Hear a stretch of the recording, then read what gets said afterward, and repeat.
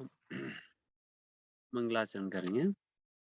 ओम ज्ञानतिमिरन्दस्य ज्ञानाञ्जनशलाकचक्षुरुन्मिलितं येन तस्मै श्रीगुरवे श्रीचैतन्यमनोभीष्टं स्थापितं येन भूतले स्वयं रूपः कदा मह्यं ददाति स्वपदान्तिकं वन्देऽहं श्रीगुरून् श्रीयुतपदकमलं श्रीगुरून् वैष्णवांश्च श्रीरूपं साग्रजातं सहगण रघुनाथान्वितं तं सजीवं साद्वैतं सावधूतं परिजनसहितं कृष्ण चैतन्य देवं श्री राधा कृष्ण पादान सहगन ललिता श्री विशाखान्वितांश्च हे कृष्ण करुणा सिंधु दीनबंधु जगतपते गोपेश गोपिका कांत राधा कांत नमोस्तुते तप्त कांचन गौरांगी राधे वृंदावनेश्वरी वृषभानुसुते देवी प्रणमामि हरिप्रिये वाञ्छाकल्पतरुभ्यश्च कृपा सिन्धुभ्येव च पतितानां पावनेभ्यो वैष्णवेभ्यो नमो नमः। जय श्री कृष्ण चैतन्य प्रभु नित्यानंद श्री अद्वैत गदाधर श्रीवासदि गौर भक्तवृंद हरे कृष्णा कृष्णा कृष्णा हरे हरे हरे राम राम राम हरे हरे। नमो विष्णुपादाय कृष्ण पृष्ठाय भूतले श्रीमते भक्तिवेदांत स्वामिनिति नामने नमस्ते सारस्वती देवे गौरवाणी प्रचारणे निर्विशेष शून्यवाद पाश्चात्य देश तारिणे।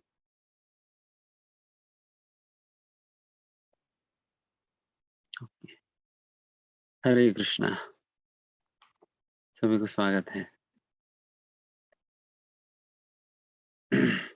आज हम भगवद्गीता का तीसरा अध्याय में चर्चा करना शुरू करेंगे। कल परसों में हम भगवद्गीता का परिचय, पहला अध्याय और दूसरा अध्याय हमने चर्चा किया। तीसरा अध्याय का शीर्षक ही है कर्मयोग। इस कर्मयोग के विषय में चर्चा करेंगे।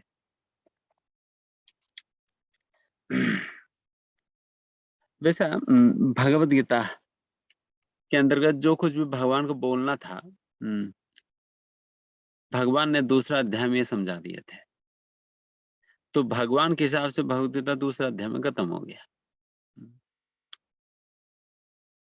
बट जब तीसरी अध्याय की जो शुरुआत में जो अर्जुन ने प्रश्न पूछा, तब जाकर भगवान को पता चला कि इन्हें कुछ समझ नहीं आया। मैं अपना प्रवचन अपने तौर पर तो दे तो दिया, बट इन्हें कुछ समझ नहीं आया। जिस प्रकार से कई बार वक्ता अपनी हिसाब से खूब अच्छा प्रवचन दे देता है एंड वाह वाह वाह वाह मिलता है, जब प्रश्न पूछा जाता है तब पता चलता है कि इन्हें कुछ समझ नहीं आया। तो इस प्रकार से जब अर्जुन ने पूछा पहला प्रश्न, पहला श्लोका के अंतर्गत जब उन्होंने अपना प्रश्न भगवान के सामने रखा, तब भगवान को समझ आए कि इन्हें कुछ समझ नहीं आया। देन इसलिए भगवान अभी विस्तार रूप से उन्हीं बातों को और विस्तार रूप से डिटेल में एक्सप्लेन करने वाले हैं। तभी जाकर ये तीसरा अध्याय से सारे बातें अभी शुरुआत होने जा रहे हैं। तो मैं आपके साथ प्रेजेंटेशन शेयर करूंगा। तो आज की राधा गोविंद जी का दर्शन आप कर लीजिए।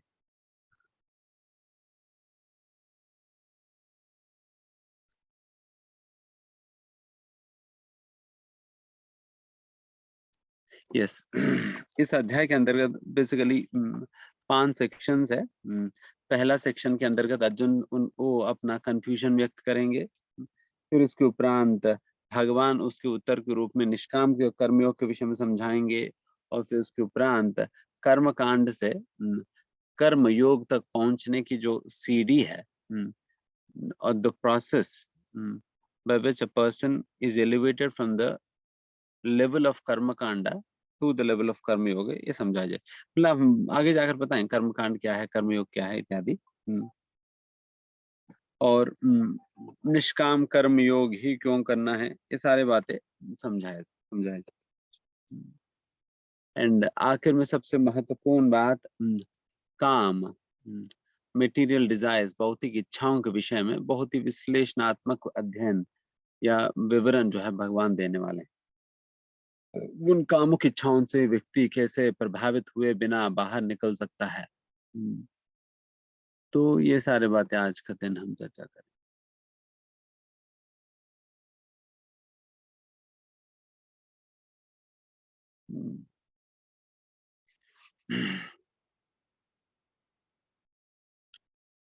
अर्जुन भगवान से ये प्रश्न पूछ रहे थे जब भगवान ने दूसरा अध्याय के अंतर्गत बुद्धि योग या भक्ति के विषय में जब समझाए थे, जिस प्रकार से सभी लोग भक्ति को लेकर एक गलत प्रकार की भ्रांत धारणा लेकर चलते हैं, उसी प्रकार की भ्रांत धारणा के अनुसार अर्जुन भी सोचने लगे थे। उन्हें लग रहा था कि भक्ति करने का मतलब यह है निष्क्रिय रूप से खाली बैठ जाना। हुँ। निष्क्रिय होकर खाली बैठ जाना ही भक्ति है करके, या इस प्रकार से निष्क्रिय होने के बाद ही भक्ति हो संभव है। मुझे बुद्धि योग के अंतर्गत मुझे अपना बुद्धि को भगवान के ऊपर तभी लगा पाऊंगा जब मैं कुछ और काम धंधा ना करते हुए बुद्धि को भगवान पे मैं लगा सकता हूँ। तो उन्हें अर्जुन को यही लग रहा था। इस जैसा कि किसी को भी लगता है कि कोई भक्त बन गया, इसका मतलब उनको लगता है कि ये सारा काम धंधा छोड़ देगा या हम्म, छोड़ दिया हुआ है।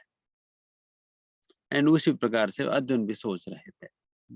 एंड इसलिए उन्होंने सोचा कि जब भगवान ने भक्तियों के विषय में विवरण करने के उपरांत जब भगवान ने एक समय पर अर्जुन से कहा कि अर्जुन तुम खड़े होकर युद्ध करो, देन फिर अर्जुन कंफ्यूज हो गया।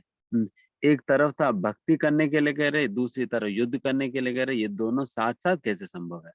क्योंकि अर्जुन को यही लग रहा था दोनों म्यूचुअली एक्सक्लूसिव है।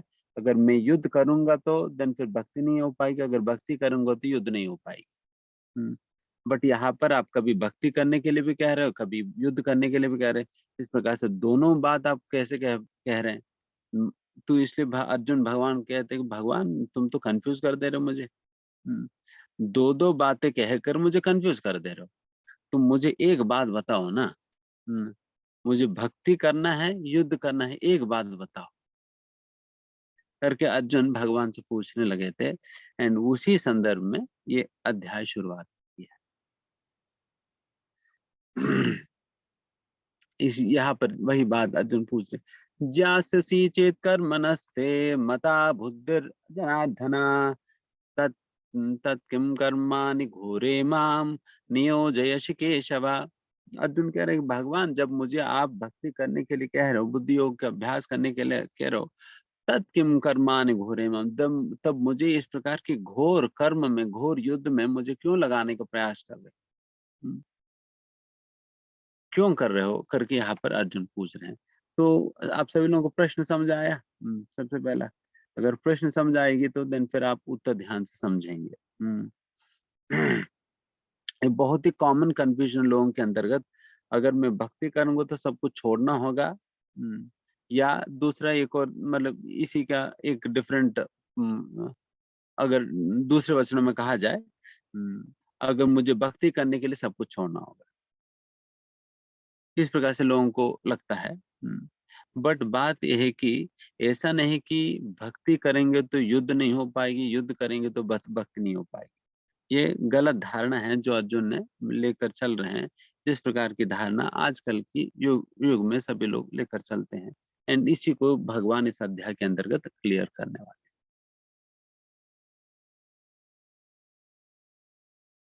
हैं। भगवान कहते व्यामिश्रेणेव वाक्येन बुद्धिं मोहिसीव मे तदेकं वद निश्चित्य येन श्रेयोस् माम अप्रियम। अर्जुन कह रहे हैं कि देखिए भगवान मुझे एक है ना, मुझे एक बात बताइए। 2-2 बातें कहकर मुझे कन्फ्यूज़ मत करो, एक बात बताइए मुझे क्या करना है?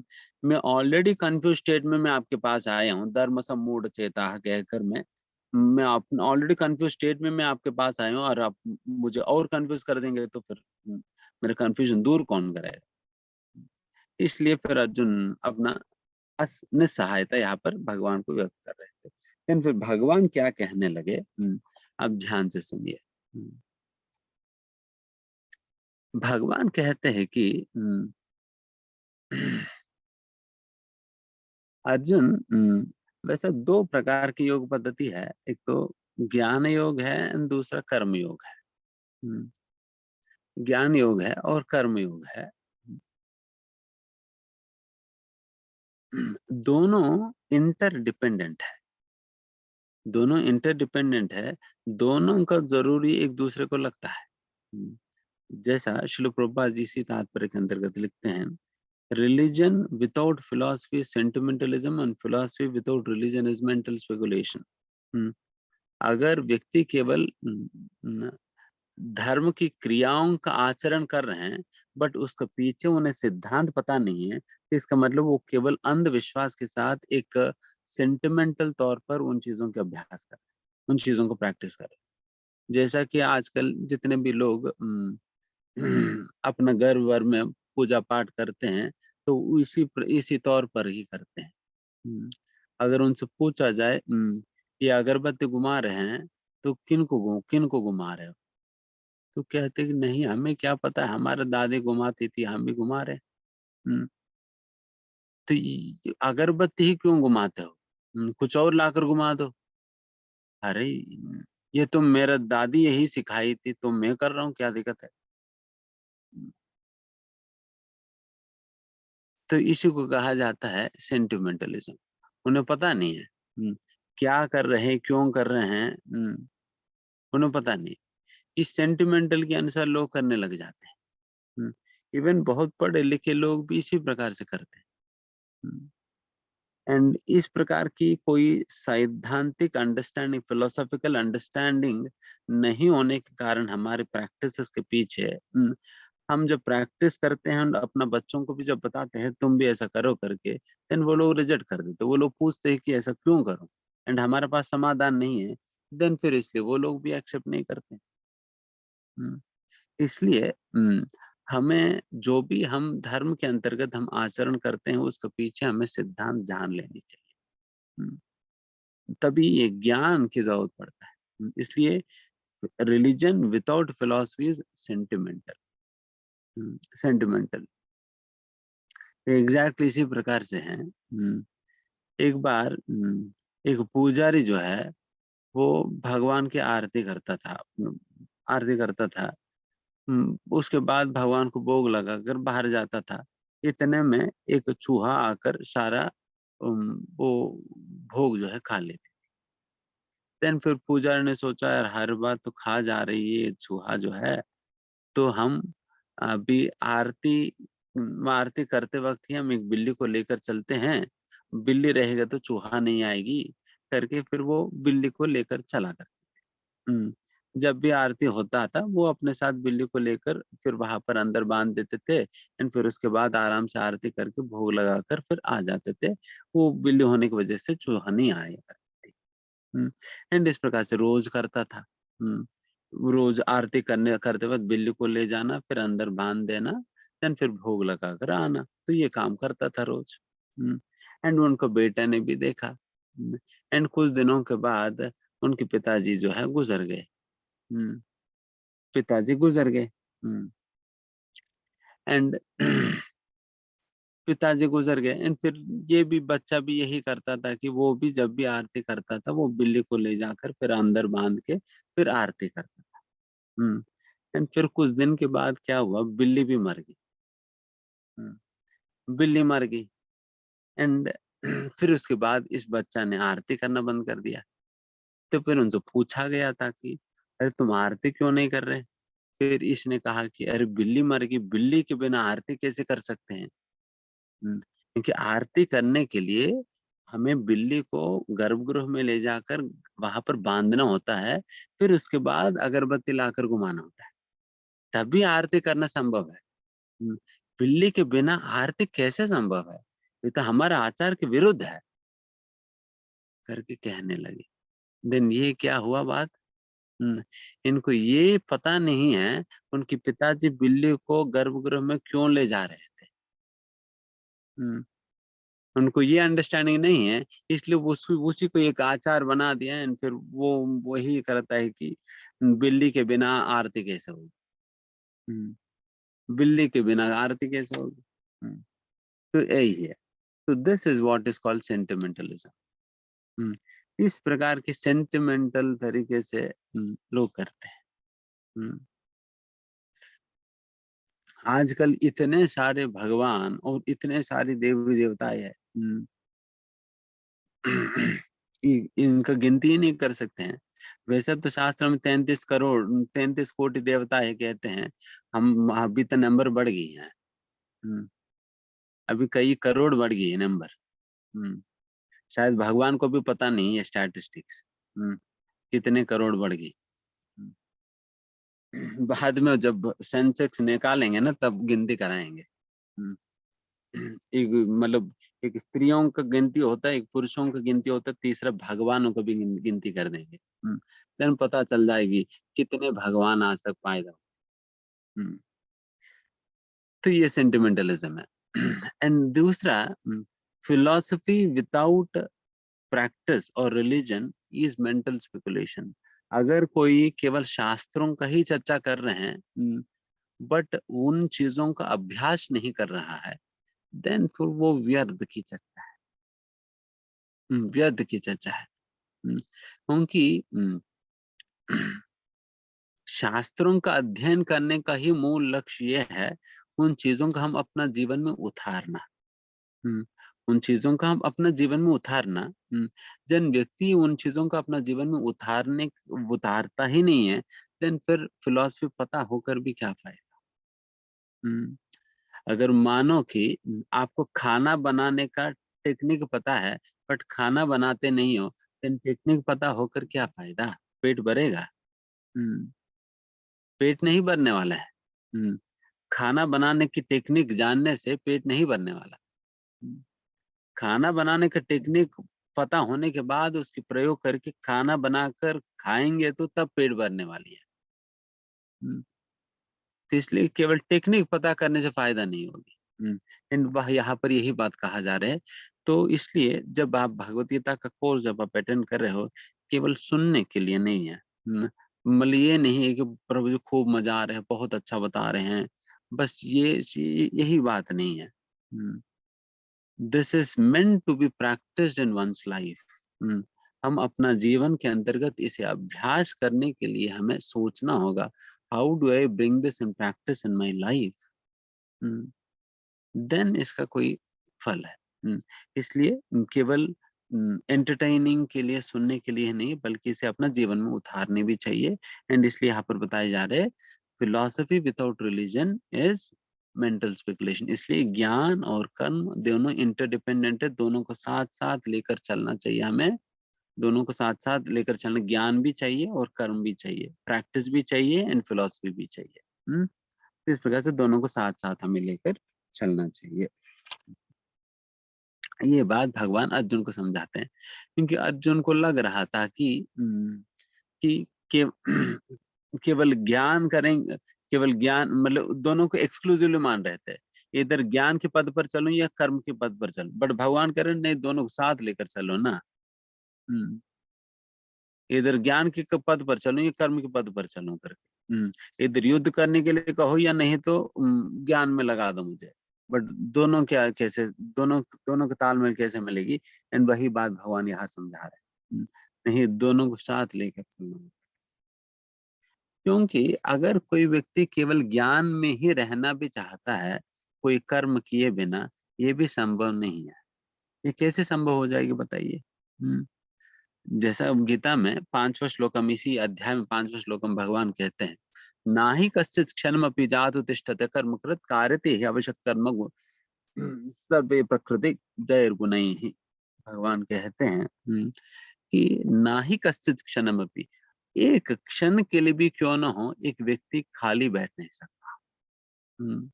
वो इधर अगर आप अच्छा काम नहीं कर रहे हैं, देन गलत काम करेंगे ही।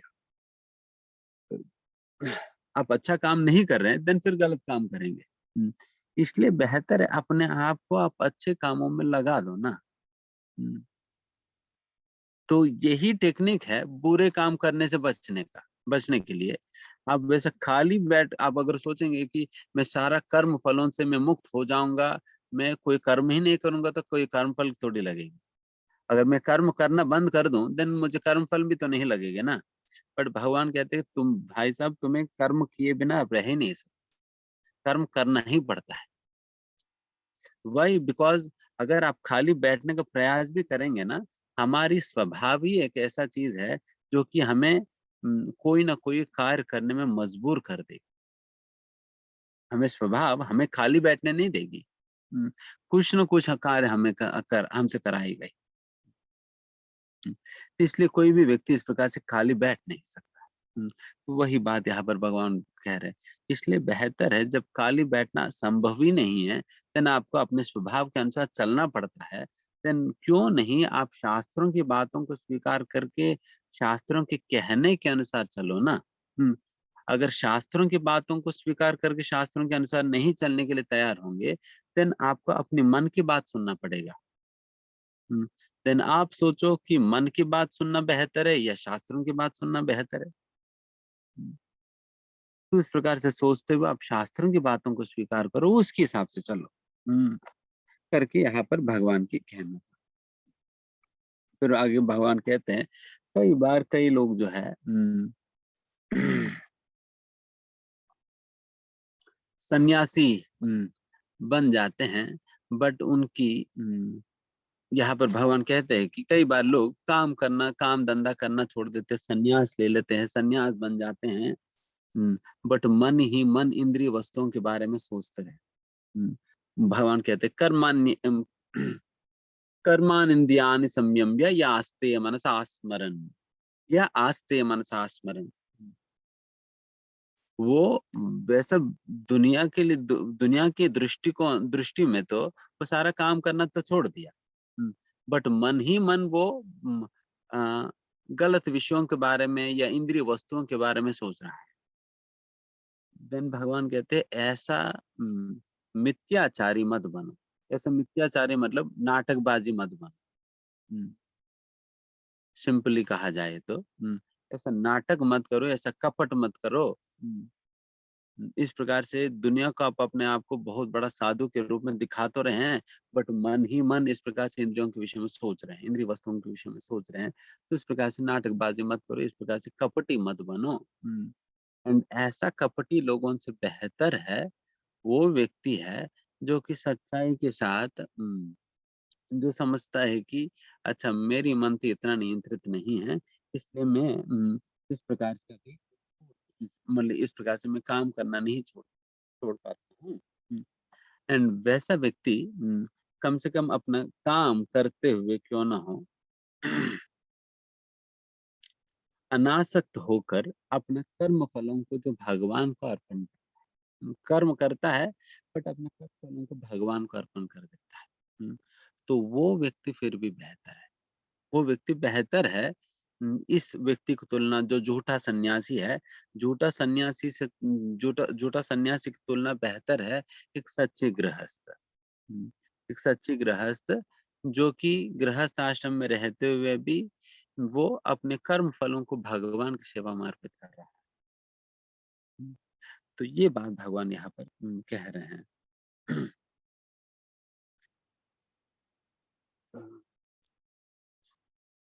इसका मतलब ये है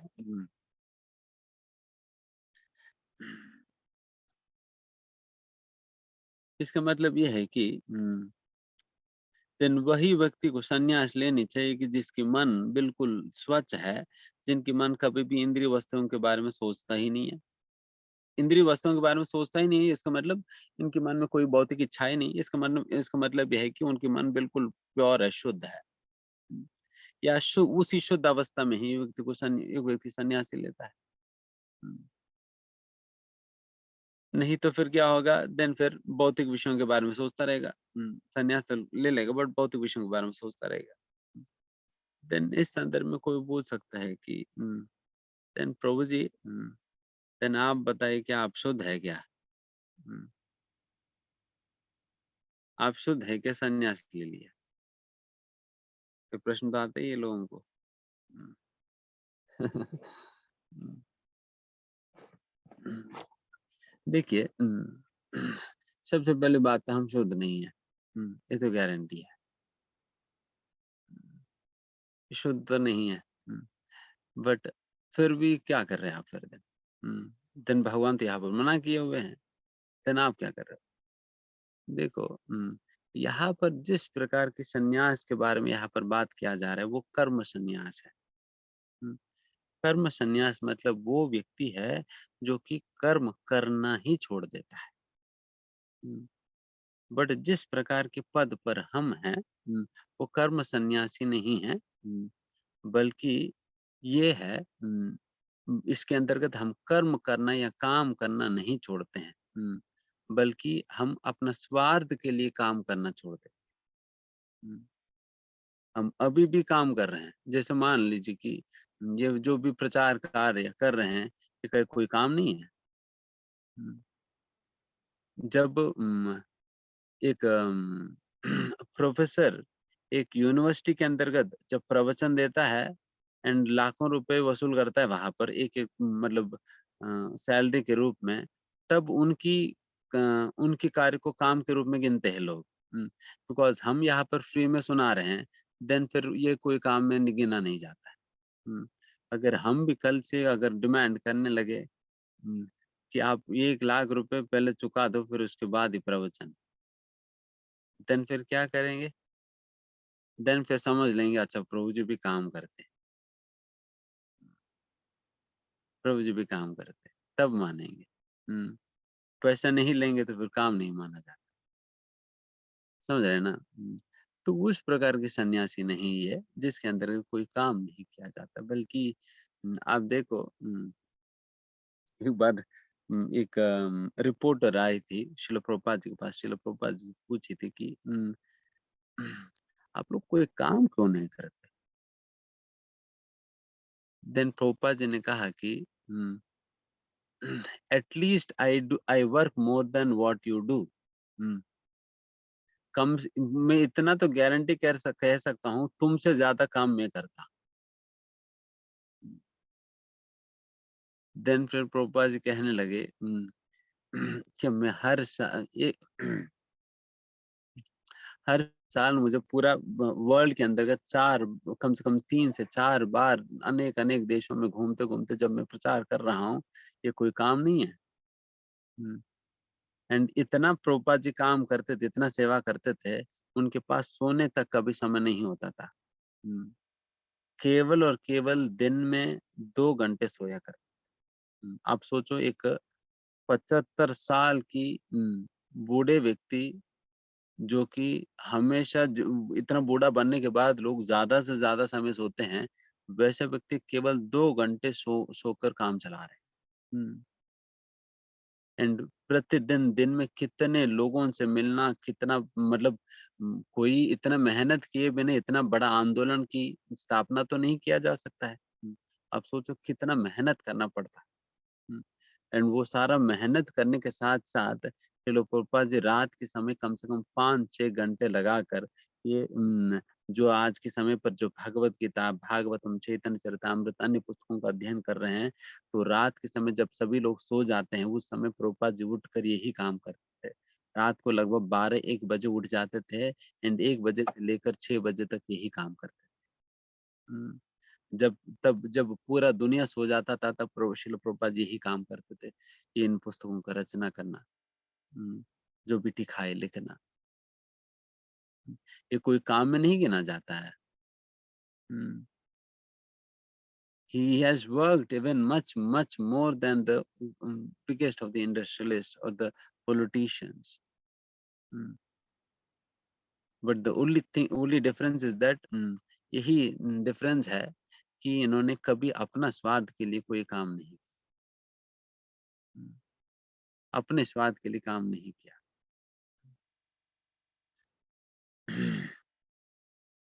यही डिफरेंस है।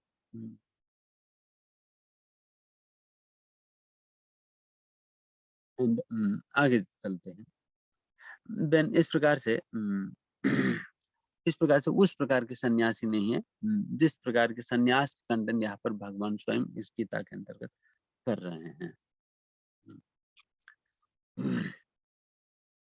जनरली जिस प्रकार के सन्यासियों के विषय में यहाँ पर चर्चा कर रहे हैं, वो सारा समाज को ही छोड़कर जंगल-वंगल में चले जाते हैं, फिर अपना वहीं वहीं पर ही वो अपना साधन भजन वहाँ पर करते हैं। वहाँ पर अपना साधन भजन करते हैं।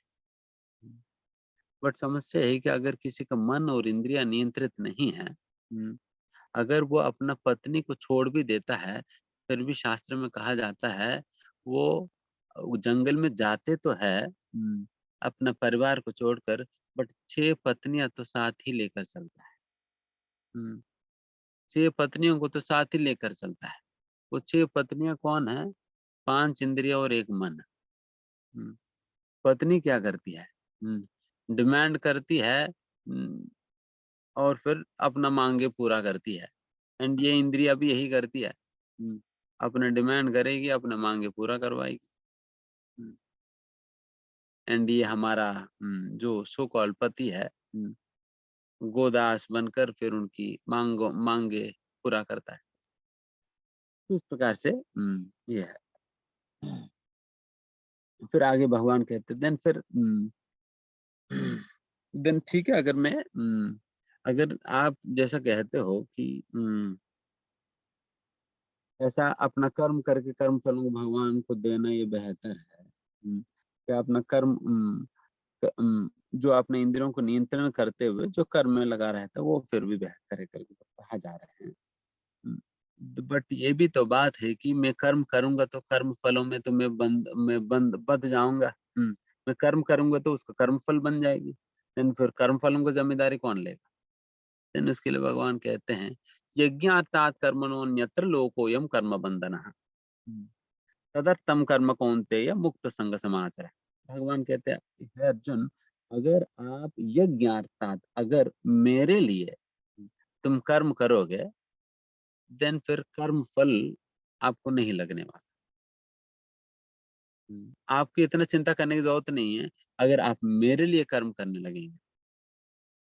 इसलिए आप मेरे लिए कर्म करो। अगर आप अपने लिए काम करना शुरू करेंगे, देन फिर आप कर्म के बंधन में आप फँस जाओ। इसलिए आप कर्म करो मेरे लिए। लोग वैसे कहने के लिए कह देंगे कि भगवान ठीक है भगवान हम तुम्हारे लिए काम करेंगे। देखिए कहने से नहीं होने वाली, तो हम आपके लिए काम करेंगे अगर। जैसा उदाहरण के लिए अभी आप जो भी जॉब करते हो, उम, हम अगर वास्तविकता में कहा जाए, हम अपने लिए और अपना परिवार के लिए जॉब करते हैं ना। हुँ, हम अपने लिए और अपना परिवार के लिए जॉब करते हैं। यहाँ पर आप एक बार थोड़ा सोचिए, अपने लिए और अपना परिवार के लिए जॉब करने का क्या मतलब होता है? हुँ, एंड अभी आप उस प्लेस में भगवान को रखकर सोचिए देन। हुँ, देन फिर आपको समझ आएगी कि भगवान के लिए जॉब करना या भगवान के लिए काम करने का क्या मतलब होता है, हुँ, तब पता चलेगा। जब आप अपना परिवार के लिए काम कर रहे हैं, देन फिर जो भी धन, संपत्ति इत्यादि जो कुछ भी मेहनत, क्रेडिट जो कुछ भी आता है, हम उन्हीं का ही देखभाल में उन्हीं का भरण-पोषण में लगा देते हैं।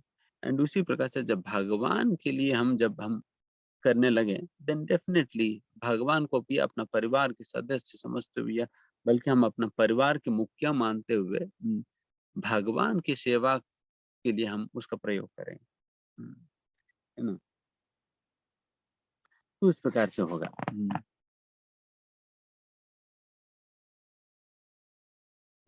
जैसे कि माता ये खाना बनाती है घरों में, अगर वही खाने को भगवान को भोग लगा दिया जाए, देन अभी क्या हुआ, वो खाना किनके लिए बनाई है? भगवान के। अभी तक तो वो खाना वो अपना परिवार के लिए बना रही थी। अभी जब भगवान को भोग लगाने लगी, देन क्या हो जाएगी? वो भगवान के लिए खाना बना, एंड अगर भगवान को अपना घर में जब विराजमान कर देते हैं एंड अपने घर को भगवान का मंदिर मानने लग जाते हैं, तब आप अपने घर का भी जब साफ-सफाई करते हो ना, देन मंदिर का ही साफ-सफाई करने का लाभ मिल जाएगा। मंदिर का साफ-सफाई करने का लाभ मिल जाएगा। This is what it means to work for Krishna. भगवान कृष्ण के लिए काम करने का ये मतलब होता है। एंड फिर आगे हुँ।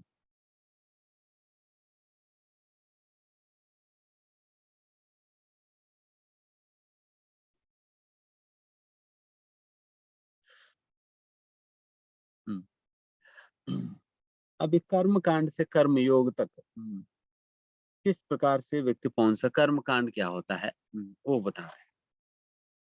कर्म कांड मतलब जो भी शास्त्रों में बताई गई नीति नियमों के अनुसार अपने इच्छाओं को पूर्ति करने का जो प्रयास जो चलता है, वो कर्म कांड के अंतर्गत माना हम्म, कर्म कांड के अंतर्गत माना जाता है। मतलब हम शास्त्रों का प्रयोग केवल हम अपना भौतिक इच्छाओं को पूरा करने के लिए करते हैं। जैसे उदाहरण के लिए जब भी इलेक्शन विलेक्शन होता है दक्षिण भारत में कई स्थानों पर पॉलिटिशियन जो है कई कई करोड़ करोड़ रुपए खर्च करके यज्ञ इत्यादि कराते हैं। क्यों कराते हैं? ताकि वो इलेक्शन में जीत जाए। ताकि वो इलेक्शन में जीत जाए। तो उसके लिए वो यज्ञ कराते हैं। तो ये क्या हो गया? कर्मकांड हो गया। केवल वो अपने इलेक्शन में जीतने के लिए, अपना भौतिक इच्छाओं को पूरा करने के लिए, वो इस प्रकार के शास्त्रों के अंतर्गत बताई गई अनुष्ठान, यज्ञ इत्यादि चीज़ों का फ़ायदा ले उस प्रकार की स्थिति से व्यक्ति धीमे-धीमे उठते, देन कर्म योग तक कैसे पहुँच पाएगा? हुँ। कर्मयोग बेसिकली यहाँ पर निष्काम कर्मियों को सूचित कर रहा है। निष्काम कर्मियों के विषय में हमने पिछली बार समझा ही है। केवल निष्काम भावना से बिना कोई स्वार्थ के कर्म करना एंड उस कर्म फल को भगवान की सेवा में लगाना, ये निष्काम कर्मयोग। बिना स्वार्थ का कर्म करना एंड उस कर्म फल को भगवान की सेवा में देना, ये निष्काम कर्मयोग। उस स्तर तक व्यक्ति कैसे पहुँचता है? इसके विषय में भगवान एक बहुत सुंदर बात कहते हुए इस सेक्शन शुरू करते भगवान कहते हैं कि अर्जुन, जब मैंने ये सृष्टि किया ना, इस सृष्टि में सारा सारा सृष्टि करने के साथ साथ मैंने इन इस सृष्टि के अंतर्गत सारा जीवों को जब मैंने बनाया है, इस सारा जीवों को मैंने इस सृष्टि के अंतर्गत प्रवेश कराया है, तो उस समय मैं हुँ। उन लोगों को कैसे इस दुनिया में रहते हुए, सुखी रहते हुए, कैसे वो वापस मेरे पास आ सकता है, उसके लिए एक उपाय भी मैंने उन लोगों को दे दिया था। हुँ। मतलब भगवान इस सृष्टि करने के साथ-साथ हम लोग इस सृष्टि में रहते हुए कैसे खुशी-खुशी रह सकते हैं एंड फिर रहने के बाद हम भगवान के धाम में वापस कैसे लौट सकते हैं, इसका विधि-विधान भगवान ने बना रखा है। हुँ, एंड वो विधि-विधान को ही यज्ञ कहा जाता है। इसलिए सृष्टि के साथ-साथ भगवान ने यज्ञ भी सृष्टि किए थे।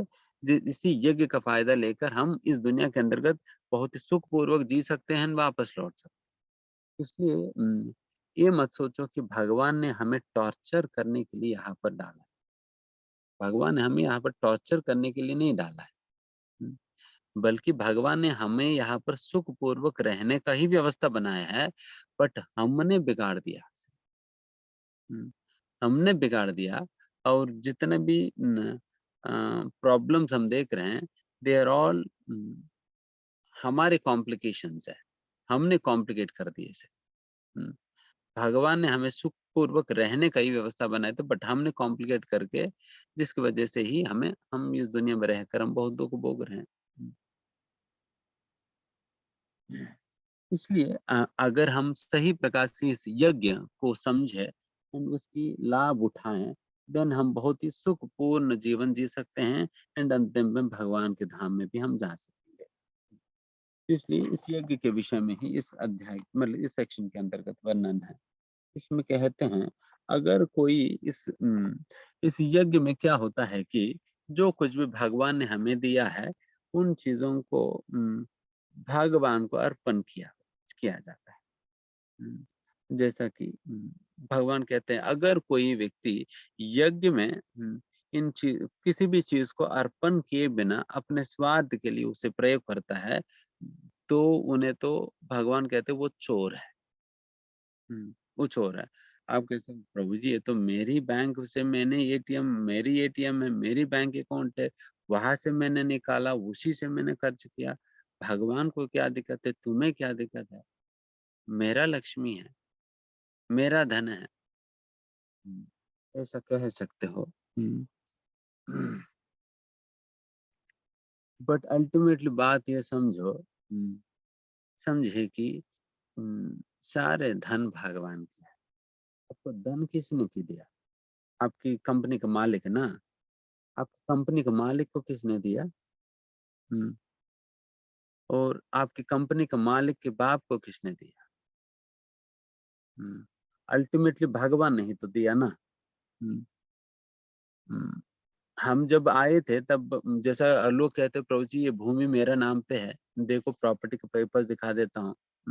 मेरे नाम पे रजिस्टर्ड है प्रभु जी, मैं सच कह रहा हूँ, मेरा नाम पे है। देखो प्रॉपर्टी का पेपर्स, इस पे मेरे ही नाम लिखा हुआ है। अब सोचो कि इस दुनिया में कोई ऐसा व्यक्ति है जिसने ज़मीन बनाया हो? अपना ज़मीन किसने बनाया हो? हुँ, भगवान का ज़मीन को अपने नाम पे करके उसे ट्रांसफ़र कर के लोग अपना-अपना करके बना दे रहे हैं। एंड कहते हैं कि मेरा है। हुँ, but whom does all of it belongs to? हुँ, तो भगवान की है। ना आप ले आ सकते हो, ना ले जा सकते हो। अगर क सैकड़ों एकड़ ज़मीन आपके नाम पे होने के बाद भी जब मर जाएँगे ना, तब 1 इंच भूमि भी अपने पॉकेट में रख के नहीं ले जा सकते। हुँ, इसके विषय में एक छोटा-सा कथा आती है, अलेक्जेंडर।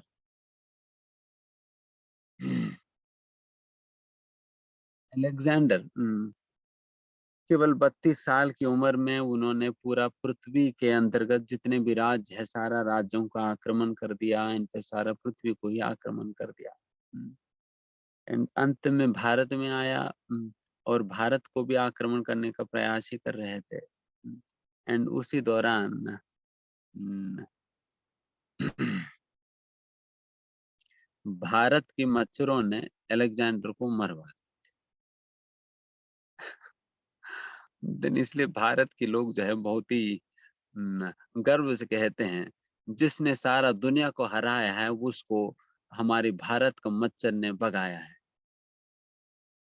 भारत का मच्छर, क्योंकि बेचारे वो जब भारत में प्रवेश किए थे ना, तब उनको उस समय मलेरिया चल रहा था, तो मलेरिया के मच्छर ने काट लिया। देन फिर सारे उनके सारे सैनिकों को मलेरिया हो गया। उस मलेरिया के कारण बेचारे मर गए थे। ये अलेक्जेंडर, एंड ये अलेक्जेंडर जब बिल्कुल बीमार पड़ गए थे, बिल्कुल मरने की अवस्था में थे, लास्ट लास्ट मोमेंट्स ही चल रहा था। उस समय वो अपना सैनिक को पास में बुलाता है। फिर सैनिक से कहता है कि देखो, सेनापति से, सेनापति को बुलाता है, फिर सेनापति और कुछ मंत्रियों को बुलाता है। फिर उन मंत्रियों से कहता है, देखो, मैं अभी मरने जा रहा हूँ। मेरे कुछ इच्छाएँ हैं, वो मैं चाहता हूँ कि आप इन इच्छाओं को पूरा करें। तो क्या इच्छा है तुम्हारी?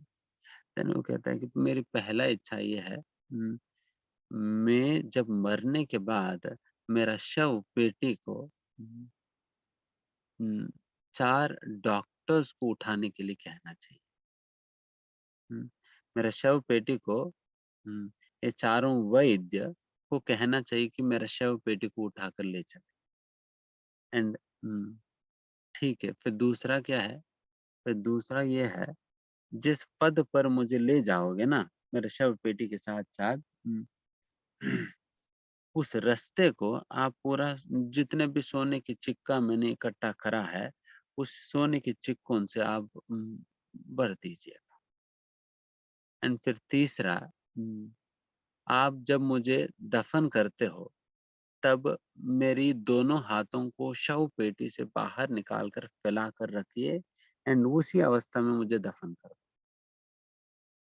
फिर ये सारे बातें सुनकर सेनापति ने कहा कि देखो, मैं सारे बातें तो मैं समझ रहा हूँ, मैं ठीक है हम कर तो लेंगे, बट ये बात बताइए कि इन सारे बातों का क्या अर्थ है? क्यों आप ऐसा कर रहे हैं? देन फिर अलेक्जेंडर कहता है कि देखो, जब चारों डॉक्टर्स मेरी शव पेटी को लेकर चलते हैं ना, मैं इस दुनिया को ये बात मैं कहना चाहता हूँ कि इतने सारे वैद्य होने के बावजूद भी जब हमें मरने के समय आता है, कोई भी डॉक्टर, कोई भी विद्या बचा नहीं सकता है। सभी के सारे डॉक्टर देखते रह जाएँगे और मरकर हम निकल जाएँगे यहाँ से। हुँ, nobody is going to save us when the time comes to die. जब हम मरने के समय आता है तो कोई नहीं बचा पाएगा। एंड दूसरा इतने सारा राज्यों को लूट कर जितना धन संपत्ति मैंने इकट्ठा करा है, इतने लाखों करोड़ों की सोने के सिक्के जो मैंने इकट्ठा करा है, उसके अंतर्गत एक सिक्का भी मैं अपने साथ नहीं ले जा पा रहा हूँ।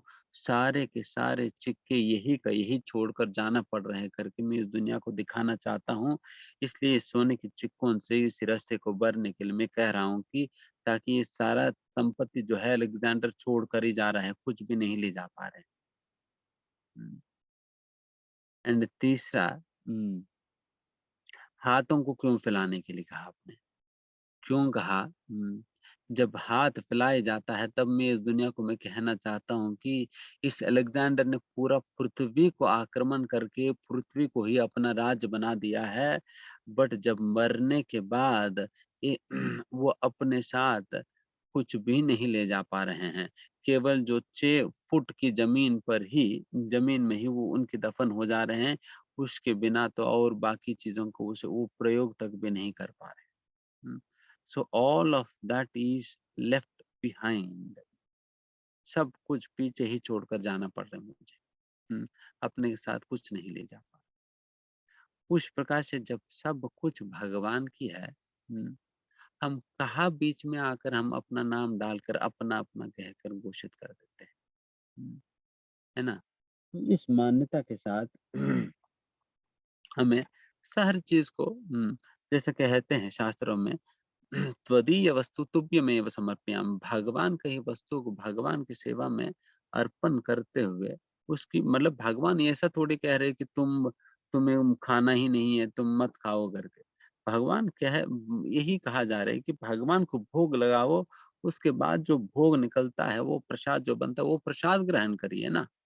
हुँ, व्हाट्स द डिफिकल्टी? भगवान का चीज़ को भगवान को देने में तुम्हें क्या दिक्कत?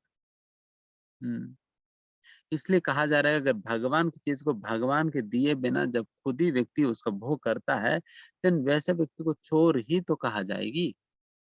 तो वही बात यहाँ पर स्तेन एव सः कहा जा रहा है। वो चोर है, वो मूर्ख। हुँ, जिसने भी यज्ञ में चीज़ों को अर्पण किए बिना केवल अपना स्वार्थ के लिए उन चीज़ों को प्रयोग कर आगे जाकर भगवान कहते हैं, "यज्ञ शिष्टासेन संतो मुच्यन्ते सर्वकिल विषयैः भुञ्जते ते त्वाघं पापं ये पंचन्ति आत्म कारणात्।" वो व्यक्ति केवल पाप ही कर रहा है, जिसने भगवान को भोग लगाए बिना अपने लिए खाना बनाकर खा लिया है, वो तो केवल पाप कर रहा है। एंड उल्टा वो व्यक्ति सारा पापों से मुक्त हो जाएगा अगर उसने भगवान को भोग लगाया हुआ प्रसाद ग्रहण करेगा तो। हुँ, मुत उम, भुञ्जते त्वा अघम पापम।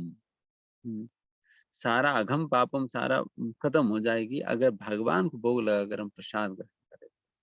इसलिए आप भी अपने घरों में इस प्रकार की विधि को हम पुनः हम ला सकते हैं। वैदिक संप्रदाय में सभी लोग अपने-अपने घरों में काम करते थे। जो भी अपना घर में जो भी व्यंजन बनाया करते थे, वो भगवान को भोग लगाते थे और भगवान को भोग लगाने के बाद जो प्रसाद होता है, उसी प्रसाद को सारे घर में सभी लोग जो है खाया करते थे। अगर आप भी उस प्रकार से करेंगे देन तब आप इन सारे कल्मशों से मुक्त हो सकेंगे। फिर उसके उपरांत भगवान एक बहुत साइकिल ऑफ सैक्रिफाइस के विषय में वर्णन करते हैं। त्याग के चक्र के विषय में वर्णन करते हैं। ये बहुत सिंपल है। अन्नात् भवन्ति भूतानि यज्ञात् संभवः यज्ञात् भवन्ति प्रजन्यो यज्ञ कर्म समुद्भवः। इसके अंतर्गत बताया जाता है जैसा हम सभी लोग जीवित है अन्न के बल पे। अन्न है तभी तो हम जीवित हैं। हुँ, अगर अन्न नहीं तो हम जीवित भी नहीं रह पाएँगे। तो अन्न के ऊपर आधारित है हमारा जीवन। हम्म, तो उस प्रकार से ये अन्न कहाँ से आता है? बारिश होने पे अन्न आएगी। एंड ये फिर बारिश कहाँ से आएगी? यज्ञ होने पे बारिश आएगी। एंड यज्ञ कैसे संपन्न होगा? कर्म से यज्ञ आएगी। कर्म से यज्ञ, यज्ञ करने से बारिश, बारिश होने से अन्न, अन्न होने पे व्यक्ति उस अन्न को खाकर जी पाता है। हुँ। फिर ये कर्म, कौन से कर्म करे, कौन से कर्म नहीं करे, ये कैसे पता चलेगा? कर्म ब्रह्मोद्भवम विद्धि शास्त्रम। हमें शास्त्रों से पता चलेगा कौन सा कार्य करने लायक है, कौन सा कार्य नहीं करने लायक है। फिर शास्त्रों के अनुसार हमें कर्म पता चलेगा। एंड कर्म करने पे कर्म से यज्ञ, यज्ञ से बारिश होगा, बारिश होने पे अन्न आएगी, अन्न खाकर व्यक्ति जीवित। देन फिर ये शास्त्र कहाँ से आ रहे हैं? भगवान से आ रही है। हुँ। तो यहाँ पर अभी भगवान से शास्त्र आता है। शास्त्र से हमें कर्म, कौन-सा कर्म करना पता चलता है? कर्म से यज्ञ, यज्ञ से अन्न, यज्ञ से बारिश, बारिश से अन्न। हुँ, और ये अन्न को अभी ये 2 लूज़ एंड्स हो गया। अन्न एक एंड पे हो गया और भगवान एक एंड पे हो गया। इन दोनों को हम जब कनेक्ट करें, भगवान को भोग लगाने पे, इन दोनों को जब हम कनेक्ट करते हैं, देन ये साइकिल पूरा हो जाता है। इसलिए व्यक्ति को भगवान को भोग लगाना चाहिए। भोग लगाइए भगवान। एंड अर्जुन कह सकते हैं कि भगवान, तुम जैसा कह रहे हैं ना, ज्ञान योग की अभ्यास मत करो, कर्मयोग ही करो करके। क्यों कर्मयोग ही करो? क्योंकि ज्ञान योग के अभ्यास करने के लिए कर्म संन्यास लेना होता है। कर्म संन्यास वही व्यक्ति ले सकता है जो पूर्ण रूप से शुद्ध है। वो व्यक्ति कर्म संन्यास ले सकता है। एंड फिर उस कर्म संन्यास लेकर फिर बिकॉज उनके मन बिल्कुल शांत रहता है तो कोई दिक्कत नहीं होगी। बट अर्जुन, अगर तुम सोचते हो कि भगवान मैं तो बिल्कुल शुद्ध हूँ, मेरे में तो कोई कल्मश नहीं है, मैं बिल्कुल शुद्ध हूँ। भगवान कहते हैं, अर्जुन, अगर तुम अपने आप को बिल्कुल कि ज्ञान योग की बजाय तुम निष्काम कर्म योगी करो। हुँ, अरे ये क्या हो गया भगवान? आपने पहले कहा कि जब अगर पूर्ण रूप से शुद्ध है तो ज्ञान योग कर सकता है करके। अगर जो पूर्ण रूप से शुद्ध नहीं है, तो निष्काम कर्मयोग करे, क्योंकि निष्काम कर्मयोग करने से व्यक्ति का शुद्धिकरण होगा। देन फिर क्यों आप कह रहे हो कि ज्ञान योग की अभ्यास करो करके? देन उसके लिए भगवान कहते हैं कि अर्जुन, निष्काम कर्मयोगी क्यों करो करके भगवान कह रहे हैं कि अर्जुन, कम से कम हो सकता है आप बिल्कुल योग्य हो। योग्य होते हुए भी कम से कम अन्यों को एक सही उदाहरण प्रस्तुत करने के लिए तुम्हें काम करनी चाहिए। अगर तुम जैसा लोग जो कि एक ऊंचे पद पर बैठे हैं, अगर तुम जैसा लोग काम करना छोड़ देंगे, काम करना छोड़ देंगे, देन फिर बाकी लोग भी तुम्हारी नकल करने के चक्कर में वो लोग भी काम करना छोड़ देंगे। बट वो लोग ये बात नहीं समझते हैं कि आप योग्य हो, पूर्ण रूप से शुद्ध होने के बाद आप योग्य हो। वो अपना अयोग्यता ना समझते हुए वो लोग भी तुम्हारी नकल करते हुए वो लोग भी काम करना छोड़ देंगे। बट बिकॉज़ उनको ये नहीं पता है कि तुम शुद्ध हो। इसलिए तुम काम छोड़ सकते हो। बट वो लोग केवल एक्सटर्नली तुम्हें इमिटेट कर देंगे, वो लोग भी काम करना छोड़ देंगे। और अयोग्य स्थिति में जब काम करना छोड़ देंगे, देन सारा समाज भ्रष्ट हो जाएगी। हुँ, सारा समाज भ्रष्ट हो जाएगी। क्योंकि मिथ्याचारी बनेंगे सभी, मिथ्याचारी से उच्यते, जो भगवान कह रहे हैं, या आस्ते मनसा स्मरण, काम करना छोड़ देता है बट अपने मन ही मन इंद्रिय वस्तुओं के बारे में सोच रहा है, तो उस प्रकार के लोग बन जाएँगे सारे के सारे। देन ऐसा लोगों से भरा हुआ समाज कभी संतुष्ट, खुश, आनंद में रह नहीं पाएगी। इसलिए अर्जुन, अगर तुम, ठीक है, आप पूर्ण रूप से शुद्ध होने के बाद भी निष्काम कर्मयोग करने से कोई नुकसान तो नहीं है, कोई नुकसान तो नहीं है। तो इसलिए अब तुम निष्काम कर्मयोग करो। इसलिए तुम निष्काम कर्मयोग करो और तुम्हारी अनुसरण करते हुए बाकी लोग भी तुम्हारी तरह निष्काम कर्मयोग का अभ्यास करेंगे। तो इस प्रकार से वो लोग भी सही पद पर रहने का एक प्रेरणा का स्रोत तुम बनोगे। इसलिए उस प्रकार की प्रेरणा देने के लिए भी क्यों ना हो, इस प्रकार के उदाहरण देने के लिए भी क्यों ना हो, तुम्हें इस प्रकार से निष्काम कर्मयोग के अनुसार तुम्हें अपने कर्म बिल्कुल निस्वार्थ भाव से करके उनके फलों को भगवान को अर्पण करना। तुम ऐसा करेंगे देन बाकी लोग भी बिल्कुल निस्वार्थ भाव से अपने कर्म करेंगे और कर्म फलों को भगवान का बिकॉज़ कहा जाता है कि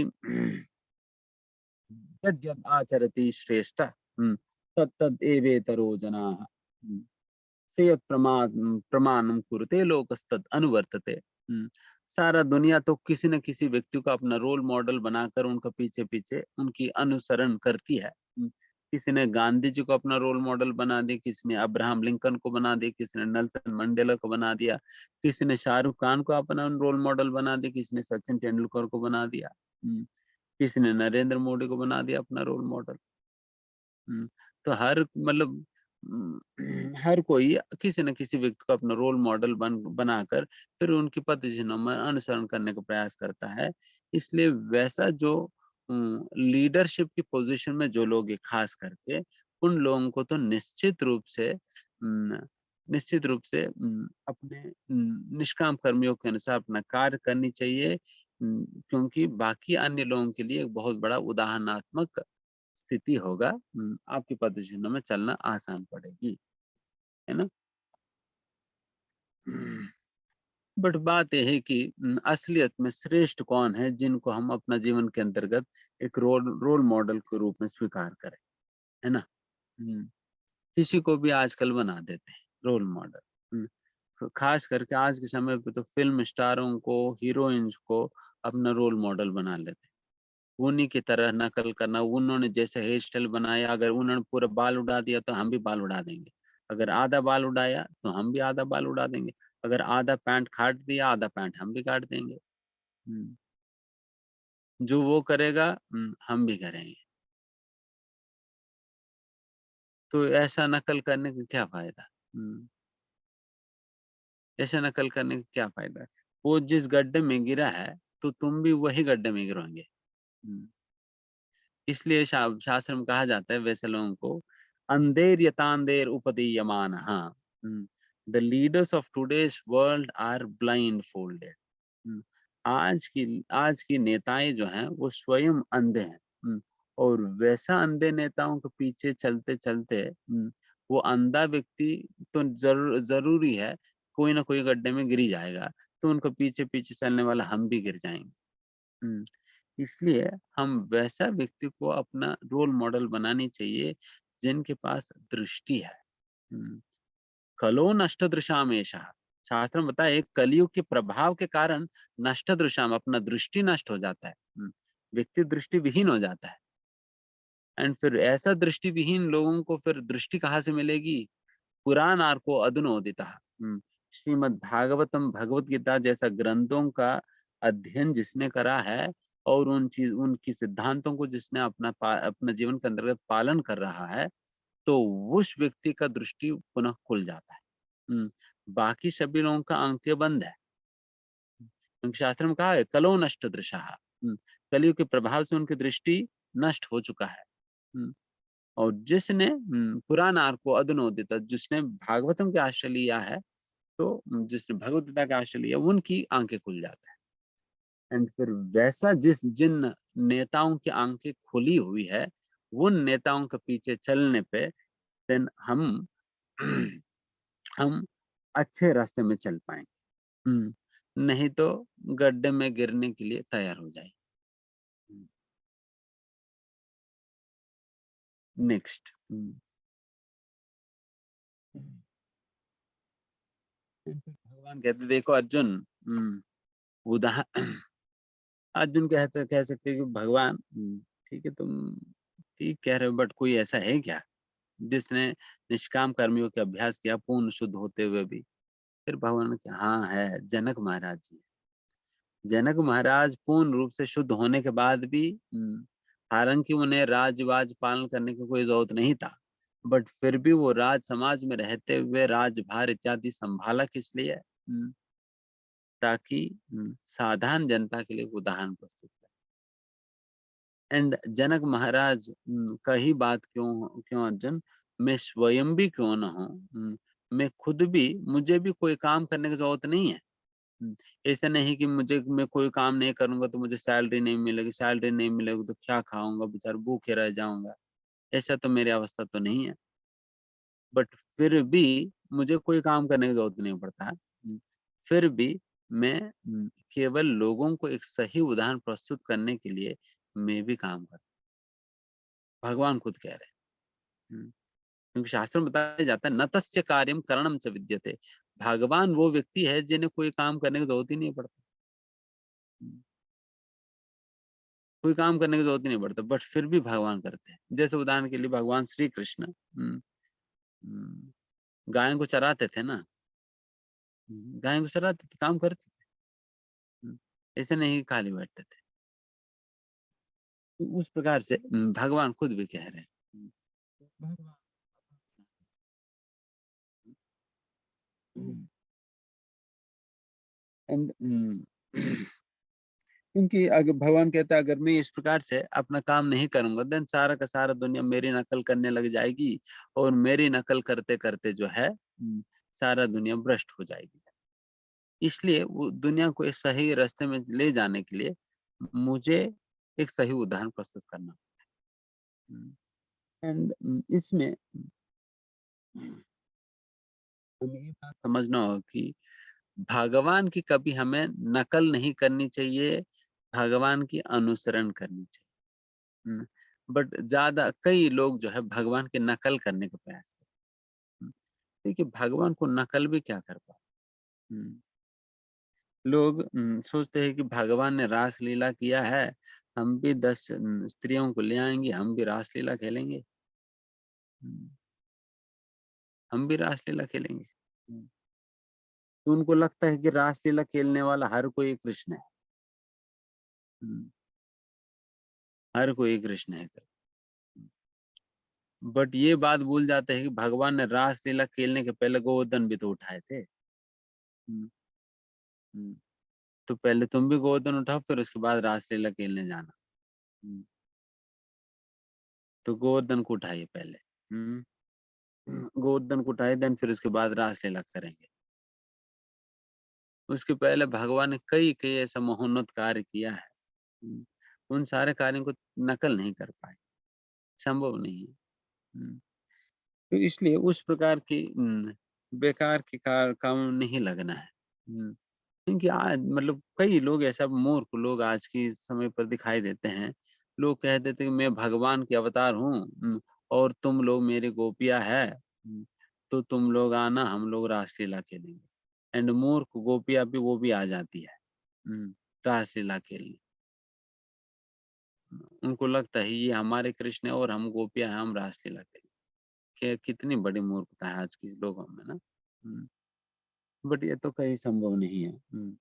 इसलिए भगवान को नकल नहीं करना है, भगवान की अनुसरण करनी चाहिए। अनुसरण करना मतलब भगवान ने जो बातें भगवत गीता के अंतर्गत, भागवतम के अंतर्गत कही हैं, उन बातों के अनुसार हमें अपना जीवन जीना चाहिए।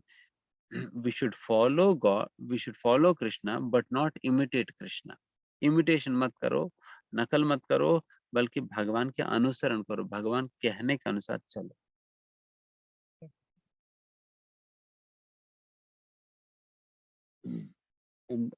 लाल भगवान ये बात कहते हैं प्रकृते क्रियमाणानि गुणैः कर्माणि सर्वशः अहंकार विमूढ़ात् कर्ताहमिति मन्यते। भगवान कहते हैं कि असलियत में सारे कार्य तो प्रकृति के माध्यम से हो रही है। बट मूर्ख ऐसा समझता है कि वही खुद ही कर रहे हैं सारा कार्य। हुँ, अहंकार विमूढ़ात्मा कर्ता अहम। कर्ता मतलब डूअर अपने आप को ही कर्ता मान लेता है। कौन अपने आप को कर्ता मान लेता है? जो अहंकार से प्रभावित है। जो विमूढ़ व्यक्ति है, जो मूर्ख है, गधा है, वो व्यक्ति अपने आप को कर्ता मान लेता है। उनको लगता है मैं ही का सारा काम कर रहा हूँ। बट असलियत में प्रकृते क्रियमाणानि गुणैः कर्माणि सर्वशः। सारा कार्य प्रकृति के द्वारा संपन्न होता है। क्यों? क्योंकि प्रकृति हमें चला रही है। प्रकृति हमें चला रही है क्योंकि हम कोई भी कार्य करते हैं, इस शरीर के साथ ही तो करते हैं। हुँ। इस शरीर का प्रयोग करके ही तो करते हैं। इस शरीर मन, बुद्धि, अहंकार का प्रयोग करके हम कोई भी कार्य करते हैं। इसके बिना कोई कार्य कर पाएँगे आप? कोई भी कार्य नहीं कर पाओगे। इन्हीं चीज़ों का प्रयोग करके ही कार्य कर पाओगे ना। और ये चीज़ किनका है? ये चीज़ किनका है? ये भगवान कहते हैं भूमिरपो नलो वायुर्कम मनो बुद्धिरेव च अहंकार इति यम में भिन्ना प्रकृतिरष्टधा। भाई साहब, ये 8 की 8 तत्व, जिन 8 तत्वों से तुम्हारा शरीर बनी है, ये सारा कुछ मेरी है। सारा मेरी है। भिन्ना प्रकृतिरष्टधा, मेरी प्रकृति है जो भिन्ना प्रकृति में बहिरंग शक्ति है, मेरा बहिरंग शक्ति से बना हुआ है सारा चीज़। देन फिर अभी कौन कर रहे हैं बताइए? प्रकृति कर रही है। बिकॉज़ ये शरीर पूरा का पूरा जिस शरीर के द्वारा आप इस सामने सारे काम कर रहे हो, तो शरीर ही प्रकृति की है। इसलिए हम ये क्लेम नहीं कर सकते हैं कि I am the only doer. देखिए मतलब ऐसा नहीं कि हम कर्ता नहीं करके नहीं है। इस विषय में और आगे हम डिटेल बताएँगे। बट अपने आप को ही एकमात्र कर्ता मानना गलत है। हुँ। हमारा भी पार्ट है उसमें। बट प्रकृति का पार्ट को हमें नेग्लेक्ट नहीं करनी चाहिए। प्रकृति का अपना रोल है, हमारा भी अपना रोल है। बट अगर हम सारा का सारा क्रेडिट खुद ही उठा लेंगे तो फिर ये गलत है ना। जब सारा का सारा क्रेडिट हम ही उठा लेना गलत है ना। जब प्रकृति भी काम कर रही है तो प्रकृति का भी क्रेडिट है।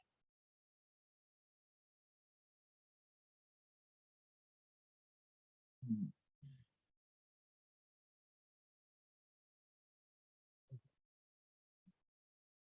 मयि सर्वान् कर्मान् सन्न्यस्य अध्यात्म चेतसा निराशि निर्ममो भूत्वा युध्यस्व विगतज्वरः।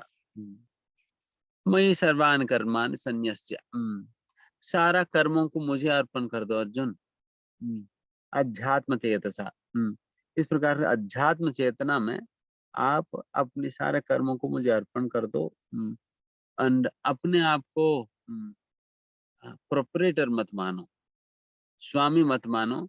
उस प्रकार की भावना में स्थित होकर आप अपने सारे कर्मों को मुझे अर्पण करो और इस कर्म करने में विगत ज्वरः, अपना आलसीपन छोड़ दो। आलसी मत बनो, मैं काम नहीं कर पाऊँगा, मेरे से नहीं हो पाएगी, मैं नहीं कर सकता, आलसी मत बनो। तुम अपने काम करो बट उन कर्मों को आप किस प्रकार से करना चाहिए यहाँ पर बता रहे हैं कि सारे कर्मों को भगवान को अर्पण करते हुए करो। एंड भगवान को अपना चेतना में उतार के भगवान के स्मरण करते हुए, जैसे भगवान 8वाँ अध्याय में कहेंगे, माम अनुस्मर युध्यचा, मेरी स्मरण करते हुए युद्ध करो अर्जुन। उस प्रकार से हम आलसीपन छोड़कर भगवान का स्मरण करते हुए भगवान के लिए हमें काम करना चाहिए। एंड भगवान ये भी बात कहते हैं कि